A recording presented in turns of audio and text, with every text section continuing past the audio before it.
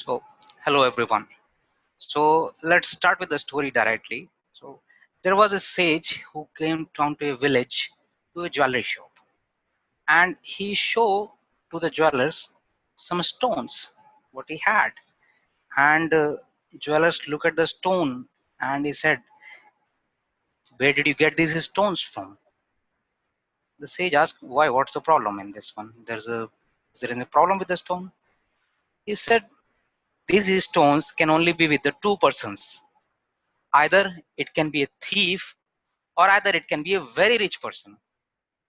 He said, like, seriously, these stone I showed to so many people, but nobody is able to tell that they are so precious, and you are telling that they are such much precious, those that much precious.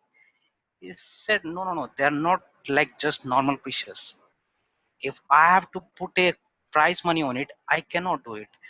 Don't have that much of knowledge that I can put a price on these stones. So the sage was surprised. So he said, "Okay, where did you get this stone from?" He said, "This is given by my teacher actually." So, okay.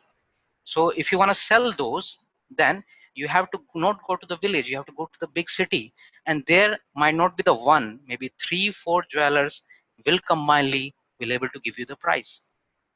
So he said, okay, I just want to know about the price, nothing much more. And the sage was very surprised. And then jewelers asked him, he told him probably uh, your teacher would have been got it from any big king who is very rich, and this guy is okay. So the sage went to back to his teacher, and he asked, "Teacher, why did you give me such stone? They are so much precious, and some people don't even know what this value about. I don't want to do anything with this. I want to become like you, this teacher, saint, monk." The teacher said, "There is a purpose why I have given you these things, because now you understand there has to be some specific things to understand few specific things. You have to be a jeweler, very good jeweler, to understand the amount, the price, the value of this stone." So now I'm going to tell you something very sacred, which very few people know about. They day it every day, but they don't know about the meaning of it. So he told that I'm going to tell you something about the word Om.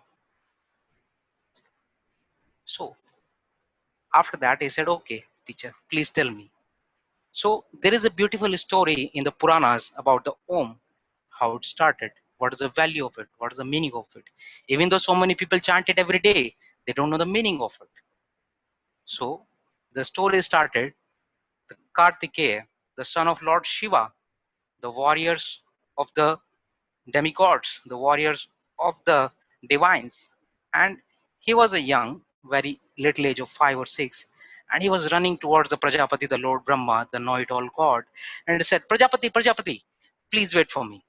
It's like, okay, son, hold your breath. Ask me whatever you want to ask. "Prajapati, do you know everything in the world as people say? I have a question." It's like, okay, tell me your question. What is your question? It's like, tell me the meaning of the Om. Prajapati looks stoned and is like, "What are you asking, son?" And the small kid is said like, "You should be knowing it all. How can you say this to me? I, the son of Goddess Parvati, the son of Lord Shiva, Lord Shankara, I take you, I arrest you under my custody." And Prajapati surrenders him. But after this, everywhere, because Prajapati is arrested, he is not enjoying. The earth goes down everywhere. The trees start drying up, the water start drying up. Lot of demigods and gods, they said, okay, what is this happening? What should we do? And then they turn, they understand, they find, okay, Kartika is taking hold back Prajapati. Because he was the warrior and he was the greatest of all, so nobody thought, okay, we are gonna go fight him and do this. No, we cannot. Even though he was a 6-year-old child, nobody dared him to do it. So said, okay, there is a way. They went to the Lord Shankara, because he was the father, and they said, take his help and let us get revived the earth back again. And then, along with Lord Shankara, all the gods and demigods, they went to Kartikeya and they asked, son, I've heard that you have taken Prajapati under your custody, under your arrest. No, no, no, I have not taken him under arrest.